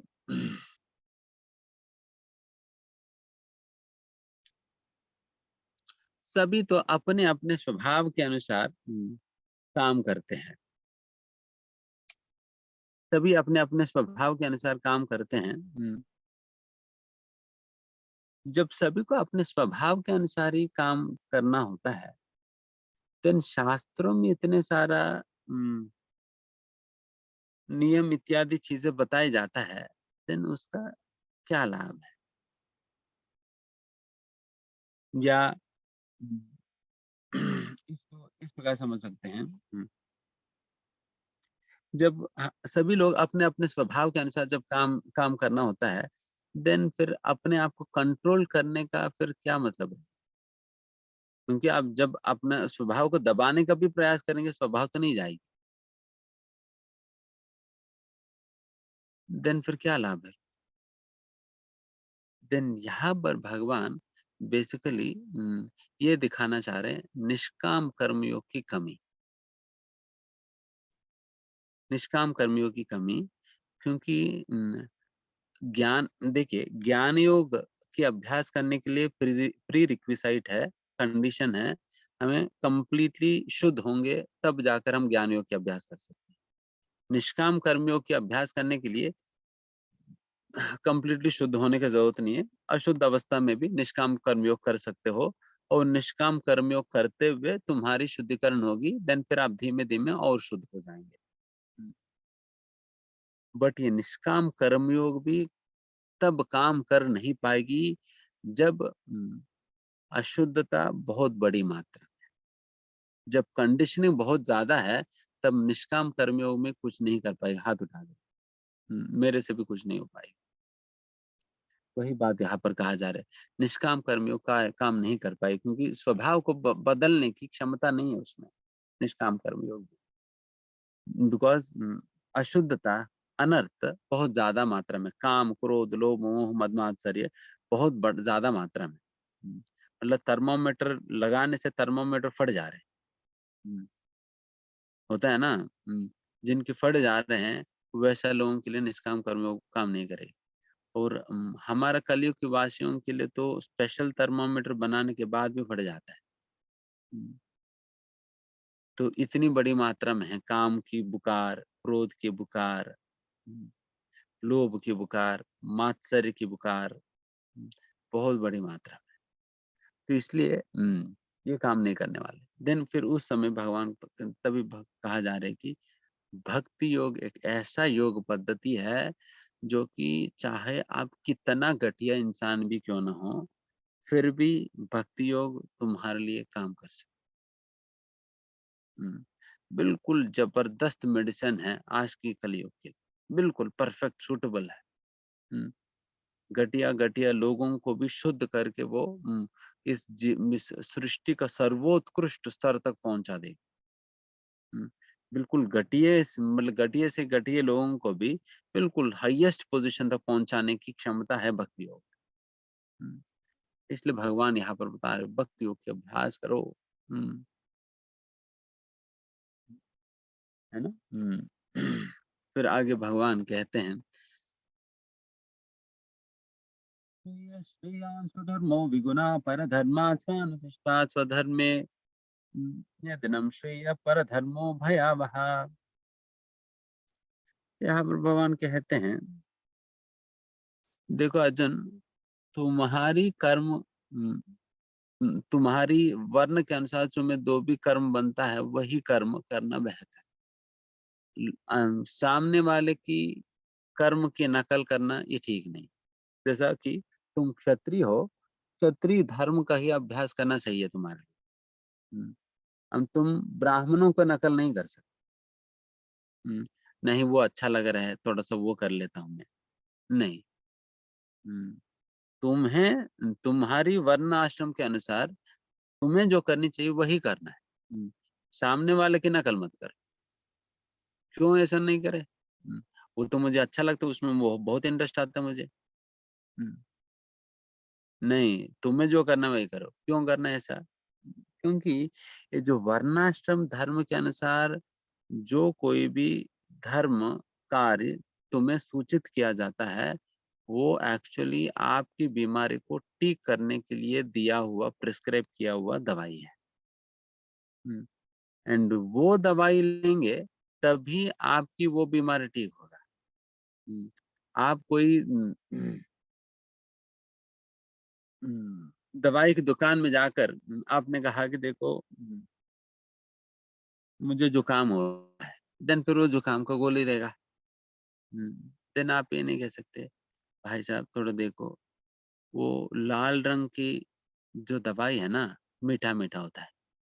हुँ, वो दवाई दे देने का। वो कहता है, "अरे नहीं, वो तो खाँसी के लिए दवाई है।" अरे भाई साहब मुझे वही अच्छा लगता है, दवाई तो लेना है ना। दवाई तो लेना, कौन-सा दवाई ले रहा हूँ, तुम्हें क्या मतलब है? जब बुखार आई है, जब जुकाम है, दवाई ले रहा हूँ। दूसरा दवाई ले लेता हूँ, क्या दिक्कत है? बट बात ये है कि इनको जुकाम हुआ है, क्या खाँसी का सिरप पीने से जुकाम ठीक हो जाएगी? नहीं ठीक होगा। अगर जुकाम है तो जुकाम का ही दवाई लेना होगा, तभी जुकाम ठीक होगी। उसी प्रकार से जो रजोगुण की बीमारी चढ़ा हुआ है एक क्षत्रिय को, उस बीमारी को ठीक करने के लिए ही उनको उसी प्रकार के उचित धर्म सूचित किया जाता है। ये धर्म के पालन करेंगे धीमे-धीमे तुम्हारी बुखार या तुम्हारी रोग ठीक हो जाएगी। हुँ। इसलिए हमें वही धर्म पालन करनी चाहिए। इसलिए भगवान कह रहे हैं कि आप अगर अगर परफेक्टली भी क्यों ना हो, फिर भी आप अपना ही काम अपना ही दवाई लो। हुँ। आप कैसे नहीं ब्रो जी, अगर वो खाँसी वाला दवाई दे देंगे ना, हम 3 बार नहीं 5 बार ले लेंगे दिन में। बट डॉक्टर कहता है मूर्ख, 5 बार लेने के बाद भी तुम्हारी जुकाम थोड़ी ठीक होने वाली है। हुँ। तुम अगर ठीक है, अगर 3 बार मैं कह रहा हूँ जुकाम के लिए लेने के लिए अगर 2 बार भी ले फिर भी आप यही लो। कम कम बार भी क्यों ना हो आप यही लो, है ना? तो इस प्रकार से तभी तुम्हारी बीमारी ठीक। एंड लास्टली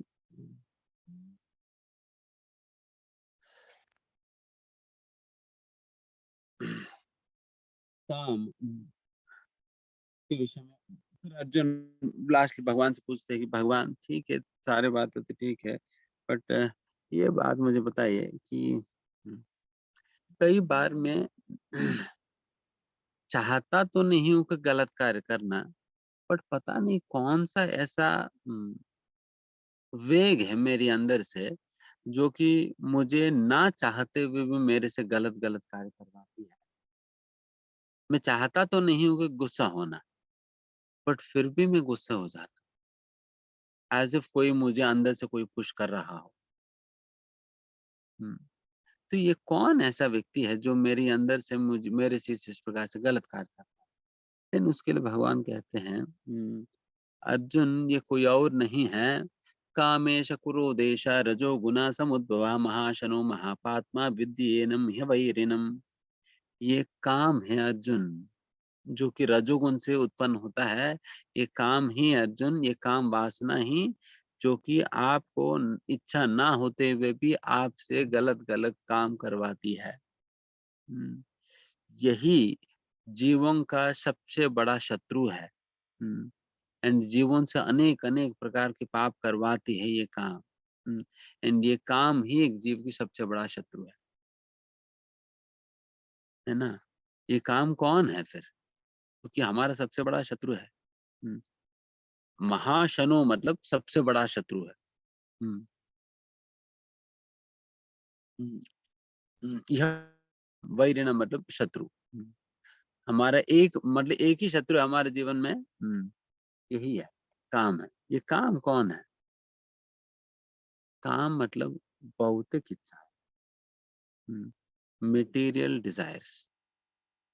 जो भी अपने आप को संतुष्ट करने का जो भी इच्छा है, वो काम है। जो भगवान को संतुष्ट करने की इच्छा है, वो प्रेम है। भगवान को संतुष्ट करने की इच्छा वो प्रेम है, जो अपने आप को संतुष्ट करने की इच्छा वो काम है। हुँ, एंड इस प्रकार से जो भी अपने आप को संतुष्ट करने का जो भी इच्छा है, वही हमारा जीवन के अंतर्गत जितना भी दुःख हम भोग रहे हैं ना, सारा दुःखों का यही कारण बनता है। यही कारण बनता है, जो भौतिक इच्छाएँ हम पाल रहे हैं। हुँ, देन आप सोचो कि हम इच्छाओं का कैसे इच्छाओं का सेवक बनकर उन्हें कैसे हम संतुष्ट करने का बारंबार हम प्रयास करते रहते हैं। बट यही इच्छाएँ ही हमारा जीवन को बर्बाद कर रही है, हमें दुःख में डाल रही है। वही बात यहाँ पर भगवान का देखिए हुँ, इस काम से कैसे मुक्त होएँ? जो कि हमें बना कर रखी है। जैसे शास्त्र में कहा जाता है अति तुच्छ भोग आशय बंदी होई माया पाशे। एक बहुत तुच्छ प्रकार की जो इच्छा है, जो कि हमें इस दुनिया के अंतर्गत बांध कर रखी है। देन फिर यहाँ पर अगर पूछा जाए कि देन फिर भगवान इस काम से मैं कैसे मुक्त होऊँगा? एंड जो भी क्रोध भी आता है ना, क्रोध का भी मूल कारण काम है। जब तक आप काम को कंट्रोल नहीं कर पाओगे, देन क्रोध कभी कंट्रोल नहीं हो पाएगी। क्रोध और लोभ ये दोनों काम की बड़े भाई हैं। हुँ, ये तीनों एक ही परिवार से काम, क्रोध उम, और लोभ। सबसे बड़ा भाई है लोभ। क्रोध से भी खतरनाक है लोभ। क्रोध से भी खतरनाक है लोभ, क्योंकि काम वासना जब पूरा नहीं हो पाता है, देन फिर क्रोध में परिवर्तित हो जाता है। एंड काम वासना जब पूरा हो जाता है, देन उस इच्छा को लेकर लोभ बढ़ जाता है, ग्रीड बढ़ जाता है। हुँ। एंड क्रोध और लोभ में डिफरेंस ये है, क्रोध को हम किसी के ऊपर क्रोध है, तो गुस्सा है, देन उनको 2-3 सुनाकर हम शांत हो जाते हैं, हमारा गुस्सा निकल जाता है। 2-3 सुना दिया तो गुस्सा निकल जाएगी। बट लोभ कितना खिलाने पर भी लोभ कभी शांत नहीं होता। क्रोध तो 2-3 सुनाने के बाद शांत हो जाएगी, बट लोभ को तो आप कितना भी खिलाते रहो, खिलाते रहो, खिलाते रहो, कभी शांत नहीं होगा। इसलिए लोभ ज़्यादा खतरनाक है। इसलिए शास्त्र में कहा जाता है, एक व्यक्ति के अंतर्गत अनेक प्रकार के अवगुणों को मूल कारण जो है लोभ बनता है। हुँ, जो लोभी हो जाता है, उनमें सारे अवगुण आकर रहने लग जाएँगे, जो लोभी बन गया है। बट ये लोभ का और क्रोध का मूल कारण है काम। अगर काम ही नहीं है, देन फिर लोभ और क्रोध नहीं होने वाले। इसलिए ये काम ही जड़ है। इस जड़ को कैसे निकाला जाए, ये हम चर्चा करेंगे संक्षिप्त में। वैसे भगवान कहते हैं सबसे पहला जैसा कहा गई है, ये काम हमारा शत्रु है। कोई भी शत्रु को हमें अगर मारना है, हराना है, देन फिर शत्रु के विषय में अच्छा जानकारी चाहिए एंड वो जानकारी अभी हम सुनेंगे। सबसे पहला वो शत्रु कितना शक्तिमान है जानना चाहिए। देन यहाँ पर बताया जाता है कि शत्रु न का अस्तित्व जो है 3 स्तरों में संभव होता है। हुँ। कहीं-कहीं पर उनकी मतलब कहीं पर वो कम शक्ति के साथ रहता है, कहीं पर ज़्यादा शक्ति के साथ, कहीं पर बहुत ज़्यादा शक्ति के साथ। हुँ, जैसा कि हुँ,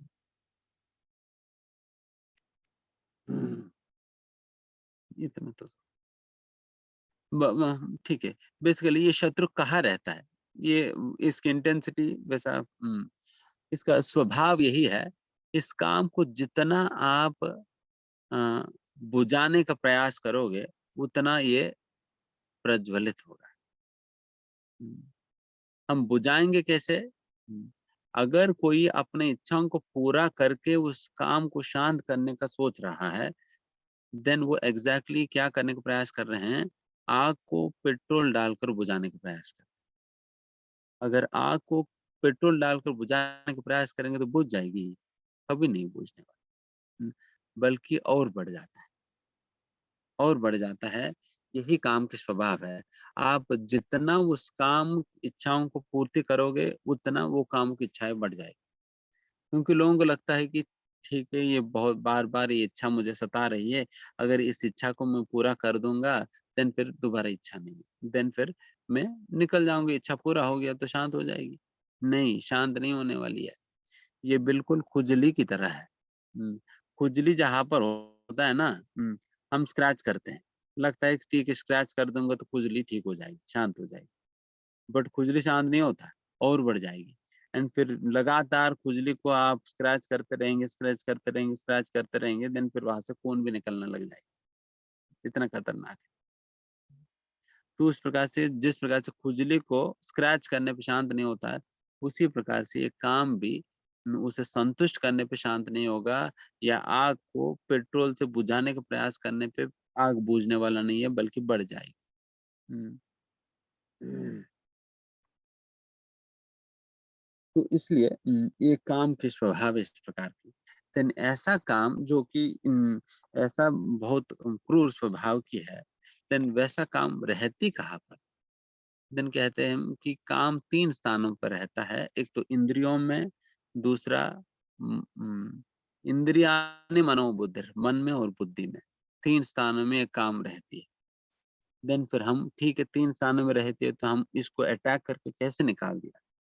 देन कहाँ से अटैक करना शुरू देन भगवान कहते हैं इंद्रियान यादव आप सबसे पहले आप इंद्रियों से शुरू करो। इंद्रियों पे जो काम है उसको आप निकालने का प्रयास करो। फिर उसके बाद धीमे-धीमे मन बुद्धि पे जा सकते हो। आप सीधा बुद्धि के अंदर काम को निकालने का प्रयास करोगे, लेकिन ये संभव नहीं हो पाएगी, बिकॉज़ वहाँ पर बहुत स्ट्रॉन्ग है काम, आप नहीं हरा पाओगे। हुँ, पहले इंद्रियों से तो शुरू करो, इंद्रियों से शुरू करेंगे, देन फिर धीमे-धीमे बुद्धि पे जा सकते, क्योंकि ये मेन कारण तो ये है कि बिकॉज़ ये सारे इंद्रिय जो है वो इनपुट डिवाइसेज़ है, उसी के द्वारा हम सारे इनपुट्स ले रहे हैं। हुँ, सारे इनपुट्स ले रहे हैं। अगर कचड़े हम अंदर इंद्रियों के द्वारा ही ले रहे हैं। अगर कचड़ा लेना ही हमने बंद कर दिया, देन फिर और कचड़ा इकट्ठा नहीं होगा मन बुद्धि में। हुँ, मन बुद्धि में और कचड़ा इकट्ठा नहीं होगा। अगर सीधा बुद्धि में जाकर साफ-सफाई करना शुरू कर देंगे, देन फिर क्या होगा, आप जितना साफ-सफाई करेंगे, उतना कचरा जो है इंद्रियों ने अपने मतलब अंदर लाकर फिर वापस बुद्धि में डाल दिया। आपने साफ करा और कचरा आ गया। तो इस प्रकार से वो कचरे कभी खत्म नहीं होने वाले। इसलिए पहले इनपुट को रोक दो। इनपुट को रोकने के लिए पहले इंद्रियों को साफ कर दो। इंद्रियों को शुद्ध कर दिया, देन फिर इंद्रियाँ वो गलत प्रकार का कचरा उठाएगी नहीं, एंड बुद्धि में और कचरा बढ़ेगा नहीं। फिर इनपुट को रोकने के बाद देन फिर आप बुद्धि पे जाइए, देन फिर बुद्धि को साफ करो। तो इस प्रकार से भगवान कहते हैं। देन फिर बुद्धि को साफ करने का क्या तरीका है? बुद्धि को साफ करने का या मन को नियंत्रण करने का तरीका यही है, बुद्धि को ज्ञान की ज़रूरत है। बुद्धि का स्ट्रेंथ है नॉलेज। हुँ, जितना नॉलेज फीड करेंगे बुद्धि को, देन फिर बुद्धि उतना स्ट्रॉन्ग होगा एंड बुद्धि उतना कंट्रोल रख पाएगी मन पे। हुँ, तो इस प्रकार से बुद्धि को हमें स्ट्रेंथन करना पड़ेगा ज्ञान देकर। इसलिए अगले अध्याय, चौथे अध्याय में ज्ञान योग के विषय में चर्चा आएगी, जो कि कल का दिन हम चर्चा करेंगे। तो यहाँ पर समाप्त कर देते हैं। किसी को कोई प्रश्न है तो आप लोग पूछ सकते Hare Krishna. So thank you very much prabhu ji for the wonderful session. आप सभी डिवोटीज का जो भी क्वेश्चन है आप पूछना चाहते हैं, आप सभी लोगों से मैं रिक्वेस्ट करूंगा कि प्लीज अपना हैंड रेज करें, so that one by one we can take your questions. और आज का जो हमारा सेशन है उस पर क्विज ऑलरेडी रेडी हो गया है, तो क्विज का लिंक चैट बॉक्स पे शेयर किया गया है। आप सभी लोगों से रिक्वेस्ट है कि प्लीज क्विज में अपीयर जरूर करें। और क्विज का यूज हम आपके अटेंडेंस को मॉनिटर करने के लिए भी यूज करेंगे। एट द सेम टाइम अगर आप 60% से ज्यादा मार्क्स लाते हैं और आपका 7 डेज से ज्यादा अटेंडेंस रहता है, तो आपको एक Bhagavad Gita as a reward भी दी जाएगी। सो आप सभी डिवोटीज से रिक्वेस्ट है, जिनका अगर आप लोगों का कुछ भी क्वेरीज है, प्लीज आप हैंड रेज कर सकते हैं। ओके, सो वी हैव सुशील प्रभु जी। जी प्रभु जी, सो आप अनम्यूट कर सकते हैं और पूछ सकते हैं। बाकी लोग भी अपना हैंड रेज करिए, अगर कुछ क्वेरी है आप पूछना चाहेंगे प्रभु जी से। सर मेरा क्वेश्चन ये है कि देखिए हमारा पर्पस ये गीता का जो है दिन ब दिन सुनने का मतलब है कि ईश्वर की तरफ हम बढ़ना है, ठीक है सर। हैं। बट मतलब इतनी जल्दी तो मानव जीवन में परिवर्तन आना बड़ा मुश्किल है कि मतलब हम 7 दिन का सेशन ले लें और एकदम ईश्वर की तरफ चले जाएं। तो इसको आगे कैसे कंटिन्यू करना है, मतलब आपके सेशन के बाद? हाँ, डेफ़िनेटली ये सेशन केवल एक बिगिनिंग प्लेटफ़ॉर्म है, ताकि आपको भगवद गीता का एक टेस्ट मिले, उन भगवद गीता के अंदर क्या बताई गई है, एक आइडिया तो लगे। फिर उसके बाद उसकी डिटेल अंडरस्टैंडिंग आप और आगे की जो कोर्सेज़ होंगे, उसमें आप रजिस्टर करके आप आगे आइए, देन फिर आपको हर प्रकार के सपोर्ट एंड जो भी अंडरस्टैंडिंग आपको ज़रूरत पड़ता है, वो सारा अंडरस्टैंडिंग देने की हम पूरा प्रयास करेंगे एंड आगे भी अनेक प्रकार की कोर्सेज़ और प्लेटफ़ॉर्म्स वगैरह आपको मिलेंगी, जहाँ पर आप स्पिरिचुअलिटी में और आगे बढ़ने के लिए सपोर्ट मिलेगी। ओके ना? Yes, next. So thank you Sushil prabhu for your question. So जैसा प्रभु जी ने बताया कि डेफिनेटली आफ्टर दिस कोर्स जो भी डिफरेंट कोर्सेज हैं उसके बारे में भी आपको बताया जाएगा।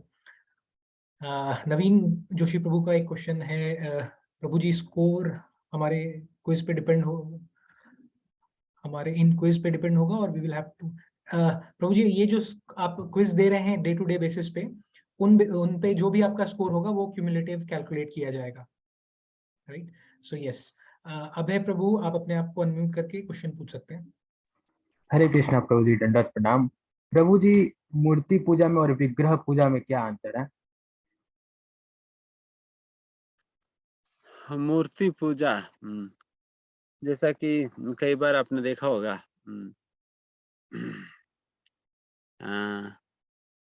अंबेडकर का, गांधी जी का मूर्ति जो है बाहर लगाते हैं, एंड साल भर उसके ऊपर अनेक कबूतर आकर अपना करती रहती है।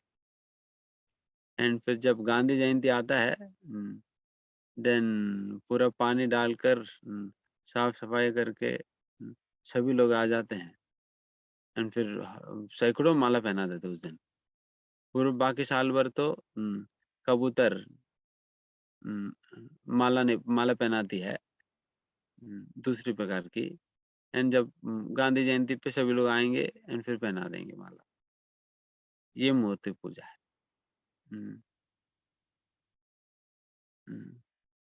They have no understand. And विग्रह पूजा मतलब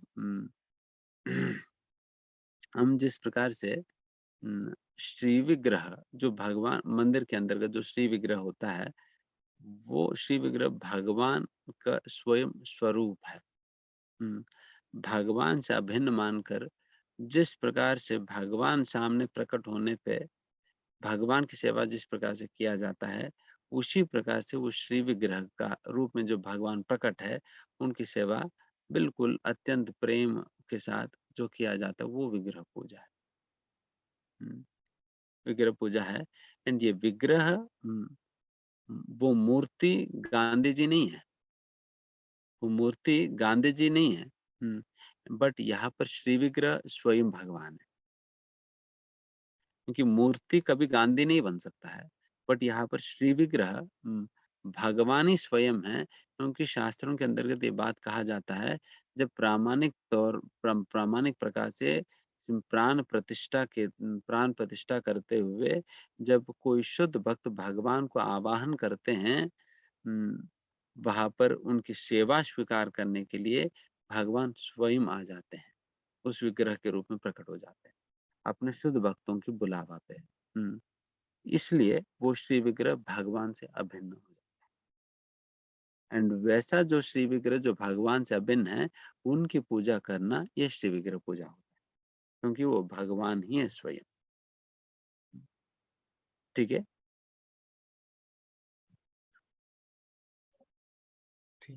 thank you Abhay prabhu for asking that question. So अगर किसी का क्वेश्चन है तो आप हैंड रेज कर सकते हैं, otherwise will move to the end of this session. हमने क्विज लिंक ऑलरेडी शेयर किया है आप सभी लोगों के साथ। रिक्वेस्ट है कि सभी लोग प्लीज क्विज में पार्टिसिपेट करें, और एक बार हम सभी लोग वेदांत चैतन्य प्रभु का हरे हरे कृष्णा महामंत्र बोल के उनको धन्यवाद देंगे, और उनका एक ग्रैटिट्यूड शो करेंगे, सो दैट सभी लोगों से रिक्वेस्ट है कि प्लीज एक बार सभी मिलके प्रभु जी के लिए हरे कृष्णा महामंत्र पूछते हैं। सो बोलते हैं। सो आई थिंक सोनी माता जी आपने हैंड रेज किया है, maybe we will take your question next time, आप next day, so definitely we will take. Great, thank you very much for your chat में भी काफी मैसेजेस आए हैं। Okay fine. सो प्रभु जी का धन्यवाद करेंगे हम सभी लोग, एक बार मिलके हरे कृष्णा महामंत्र बोलेंगे। Hare Krishna Krishna Krishna Hare Hare, Hare Ram Ram Ram Hare Hare. So with that thought, जो प्रभु जी ने आज बोला कि religion without philosophy is sentimentalism and philosophy without practice is mental speculation, तो इस विचार के साथ एंड करते हैं आज का सेशन। कल हम लोग फिर मिलेंगे 7:30 PM onwards for the next session. Thank you very much for joining. Hare Krishna.